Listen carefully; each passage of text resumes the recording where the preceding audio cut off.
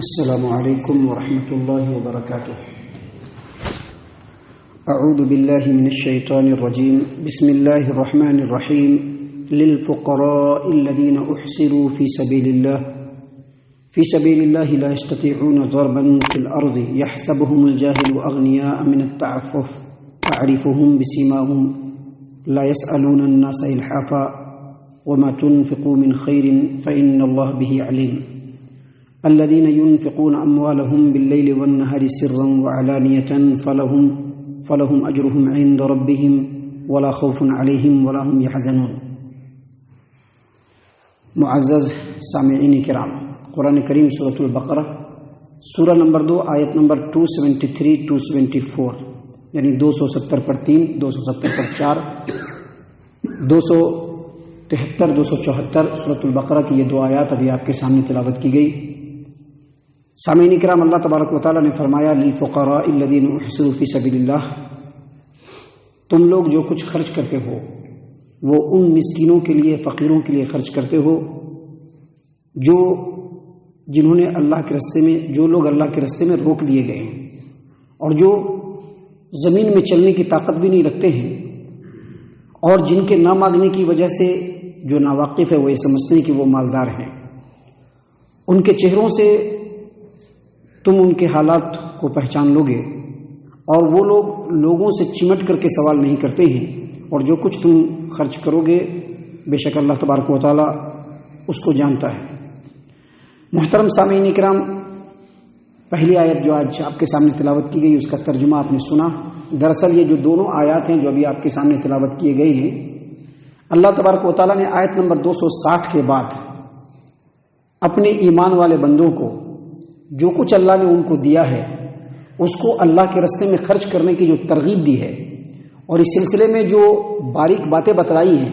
کہ کیسے خرچ کرنا ہے، کس انداز میں خرچ کرنا ہے، کن لوگوں پر خرچ کرنا ہے، خرچ کرنے میں کون کون چیزوں کو خیال رکھنا ہے، ان تمام باتوں کو جو بیان کیا ہے، یہ دو آیات ان آیات کی آخری کڑی ہے۔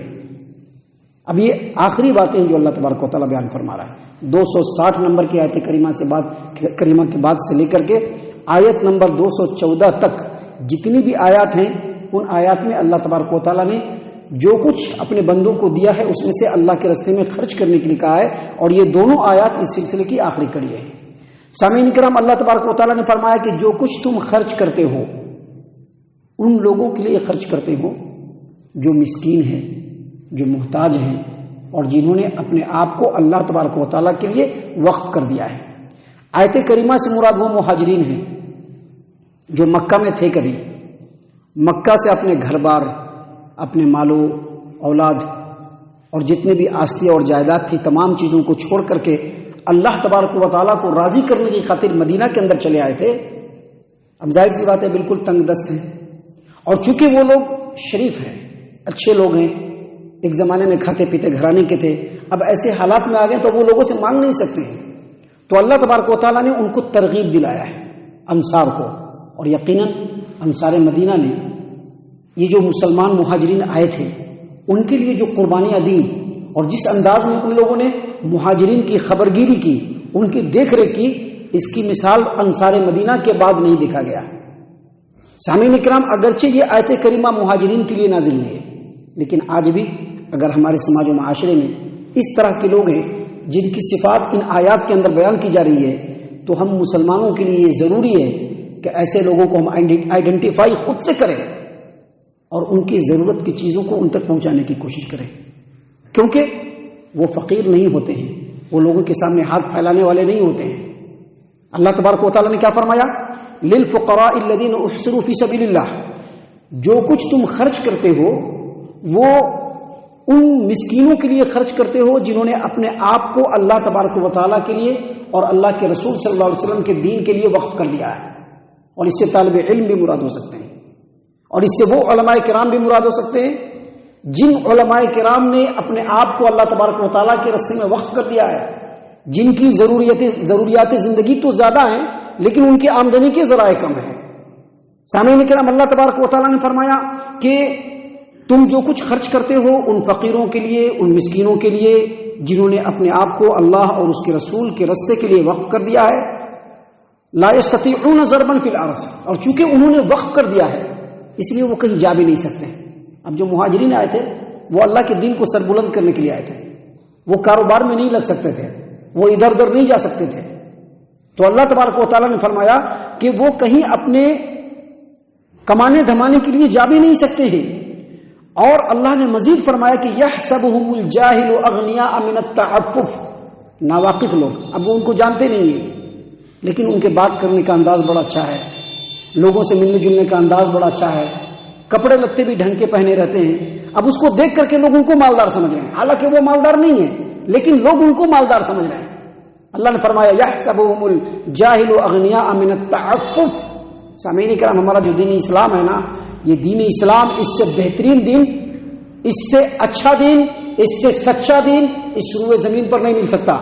اور اس دین کے اندر جو تعلیمات ہے دراصل یہی مسلمانوں کی روح اور جان ہے، اور اسی کے اوپر، انہی احکام کے اوپر عمل کر کے مسلمان پہلے بھی اس روئے زمین پر سربلند ہوئے ہیں اور آج بھی اگر اس پر عمل کریں تو سربلند ہو جائیں گے۔ اللہ تبارک و تعالیٰ نے دیکھیں کتنی باریکی سے بیان کیا کہ وہ جو مسکین لوگ ہوتے ہیں وہ گفتار میں بھی اچھے ہوتے ہیں، ان کا رہن سہن بھی اچھا ہوتا ہے، لوگوں سے ملنا جلنا بھی اچھا ہوتا ہے، کپڑے بھی ڈھنگ کے پہنے ہوتے ہیں، تو جو ناواقف لوگ ہوتے ہیں وہ ان کو سمجھ نہیں پاتے کہ اصل میں وہ مالدار ہیں یا غریب ہیں، اور اسی لیے ان کو کچھ دیا بھی نہیں جاتا ہے۔ سامعین کرام، یہ جو بات اللہ تبارک و تعالیٰ نے قرآن کریم میں بیان فرمائی ہے، بالکل یہی بات ہمارے پیارے رسول صلی اللہ علیہ وسلم نے اپنے فرمان میں بھی کہا ہے۔ دیکھیے صحیح البخاری کی روایت ہے، صحیح البخاری کتاب الزکات حدیث نمبر 1479، 1470 پر 9 نمبر کی حدیث ہے صحیح البخاری کی، اور صحیح مسلم کتاب الزکات حدیث نمبر 1039۔ اللہ کے رسول صلی اللہ علیہ وسلم نے فرمایا گھر گھر جو جاتا ہے لوگوں کے سامنے ہاتھ پھیلاتا ہے، لوگ اس کو 1 لقمہ 2 لقمہ، 1 کھجور 2 کھجور دے کر کے جو لوٹا دیتے ہیں، یا 1 روپے 2 روپے دے کر کے لوٹا دیتے ہیں، یہ مسکین نہیں ہے، یہ مسکین نہیں ہے۔ اب گئے نا، اس دروازے پر بھی گئے، اس دروازے پر بھی گئے، اس دروازے پر بھی گئے، سب جگہ مانگتے پھر، یہ مسکین نہیں، یہ فقیر ہے۔ صحابہ کرام نے پوچھا کہ اللہ کے رسول صلی اللہ علیہ وسلم مسکین کون ہے؟ کہا کہ مسکین وہ ہے جو کماتے تو ہیں لیکن ان کے آمدنی کے ذرائع اتنے وسیع نہیں ہے جو ان کی ضرورتوں کو پورا کر سکے۔ پہلی صفت۔ اور دوسری صفت اللہ کے رسول صلی اللہ علیہ وسلم نے یہ بتلائی کہ جب وہ لوگوں کے درمیان رہتے ہیں تو لوگ ان کے حال سے بھی ناواقف رہتے ہیں کہ پتہ نہیں ان کے گھر میں کیا چل رہا ہے کہ نہیں ہے۔ لوگ سمجھتے ہیں کہ مالدار ہے، ماشاءاللہ اچھا پہنتے ہیں، لوگوں کے سامنے بھی اچھا خاصا آتے جاتے ہیں، تو ان کے حال سے بھی لوگوں کو معلوم نہ ہو کہ یہ مسکین ہے۔ اور تیسری صفت یہ بتلائی کہ وہ لوگوں کے سامنے ہاتھ بھی نہیں پھیلائیں گے، اگر وہ ہاتھ پھیلانے والا تو وہ مسکین نہیں ہو سکتا ہے، ہاتھ بھی نہیں پھیلائیں گے۔ اور ہماری شریعت نے لوگوں کے سامنے ہاتھ پھیلانے سے منع بھی کیا ہے۔ دیکھیے اللہ کے رسول صلی اللہ علیہ وسلم کی حدیث ہے صحیح البخاری کتاب الزکات، صحیح البخاری کتاب الزکات، اللہ کے رسول صلی اللہ علیہ وسلم نے فرمایا، ابو سعید خدری رضی اللہ عنہ کی روایت ہے کہ نبی صلی اللہ علیہ وسلم نے فرمایا کہ جو آدمی سوال سے بچے گا اللہ اس کو سوال سے بچا لے گا، یعنی اس کی ضرورت کو اللہ کہیں نہ کہیں سے پورا کروا دے گا، اللہ اس کو سوال سے بچا لے گا۔ اور مزید اللہ کے رسول صلی اللہ علیہ وسلم نے فرمایا کہ جو دنیا سے بے رغبتی کا اظہار کرے گا اللہ تبارک و تعالیٰ اس کو دنیا سے بے نیاز کر دے گا، اور جو آدمی صبر کرے گا تو صبر سے بڑھ کر کے کسی کو کوئی نعمت نہیں ملی ہے۔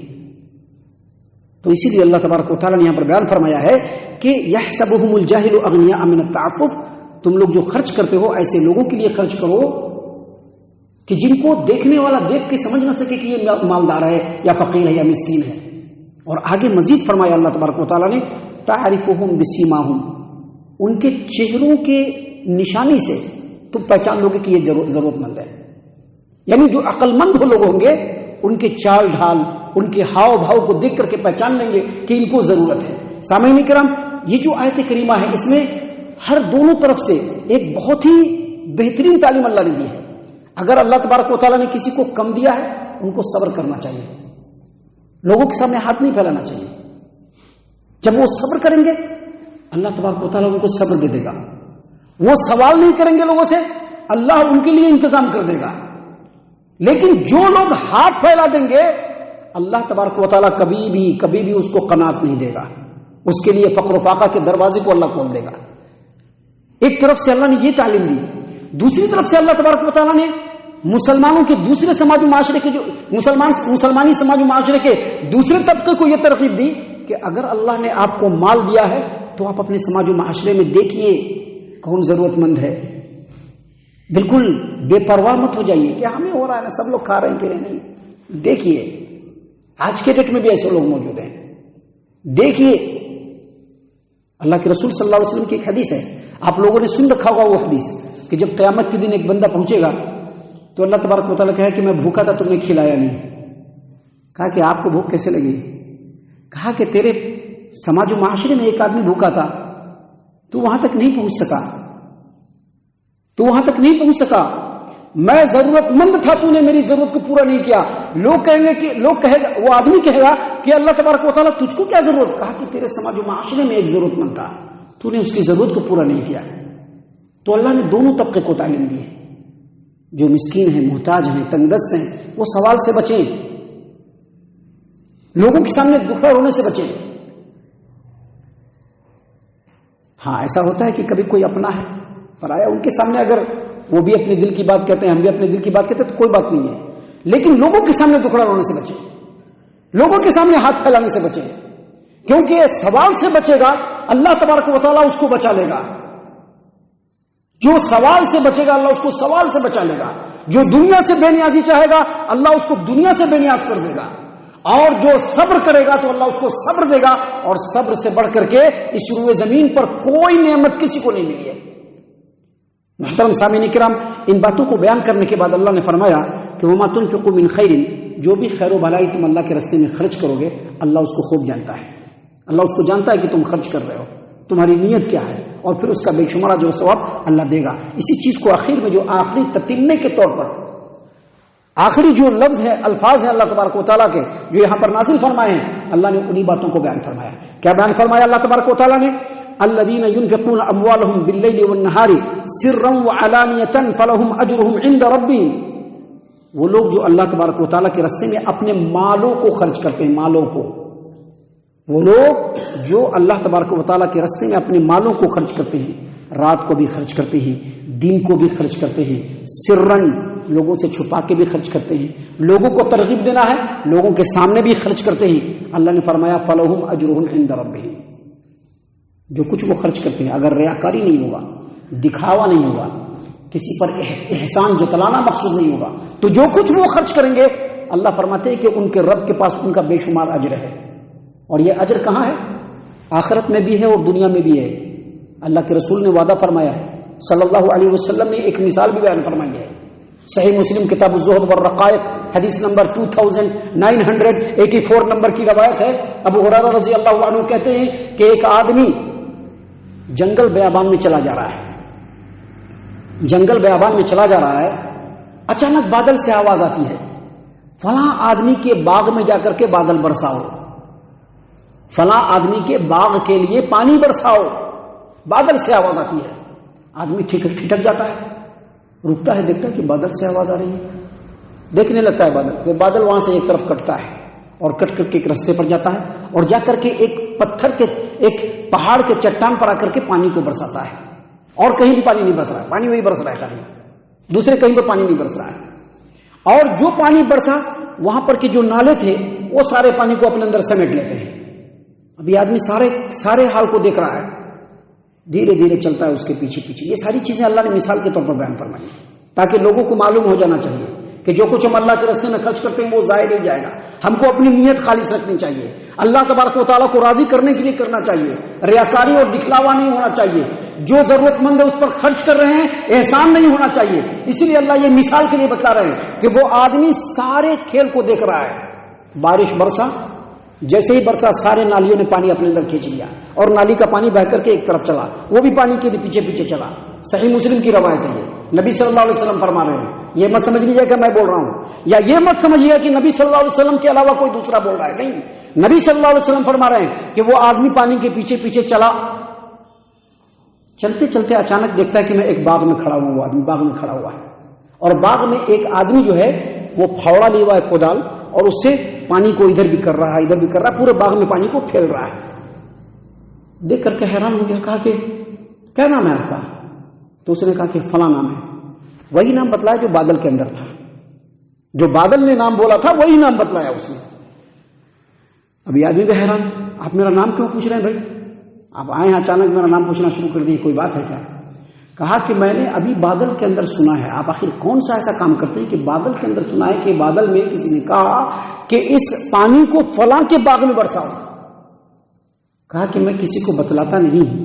لیکن جب آپ نے پوچھ لیا ہے تو میں آپ کو بتا دیتا ہوں کہ جو میرا باغ ہے، اس باغ سے جو بھی پیداوار ہوتا ہے، اس باغ سے جو بھی پیداوار ہوتا ہے اس کو میں 3 حصوں میں تقسیم کر دیتا ہوں. 3 حصہ لگاتا ہوں، 1 حصہ، 2 حصہ، 3 حصہ. 1 حصہ اپنے بال بچوں کے کھانے پینے کے لیے رکھ لیتا ہوں، 1 حصہ باغ کے مینٹیننس کے لیے رکھ لیتا ہوں، اور جو 1 حصہ ہے اس کو پورا غریبوں، مسکینوں، محتاجوں، مسافروں کے لیے خرچ کر دیتا ہوں. دیکھیے یہی وجہ ہے کہ اللہ تبارک و تعالیٰ نے اس کو دنیا میں ہی ریٹرن دیا اور آخرت میں بھی اللہ تبارک و تعالیٰ اس کو دے گا. اسی لیے اللہ تبارک و تعالیٰ نے کہا کہ جو لوگ بھی اللہ کے راستے میں دن اور رات چھپا کر کے لوگوں کے سامنے اللہ کی رضامندی کے لیے خرچ کرتے ہیں، اللہ تبارک و تعالیٰ نے فرمایا فَلَهُمْ أَجْرُهُمْ عِنْدَ رَبِّهِمْ، ان کا اجر ان کے رب کے پاس ہوگا،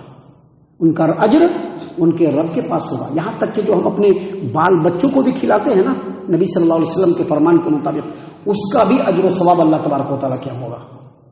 اور اللہ نے آگے فرمایا وَلَا خَوْفٌ عَلَيْهِمْ وَلَا هُمْ يَحْزَنُونَ، اور ان کے اوپر دنیا میں کوئی خوف نہیں ہوگا اور آخرت میں بھی، دنیا میں بھی آخرت میں بھی ان کے اوپر کوئی خوف نہیں ہوگا، اور دنیا چھوٹنے پر بھی ان کو کوئی غم نہیں ہوگا. سامعین کرام، یہ ساری باتیں تھیں جو صدقات و خیرات کے تعلق سے اللہ تبارک و تعالیٰ نے لگاتار ہماری ہدایت و رہنمائی کے لیے بیان فرمائی ہیں. اللہ تعالیٰ سے دعا کرتے ہیں کہ اللہ تعالیٰ ہم تمام کو ان باتوں کے اوپر خوب غور و فکر اور تدبر کرنے کی توفیق عنایت فرمائے.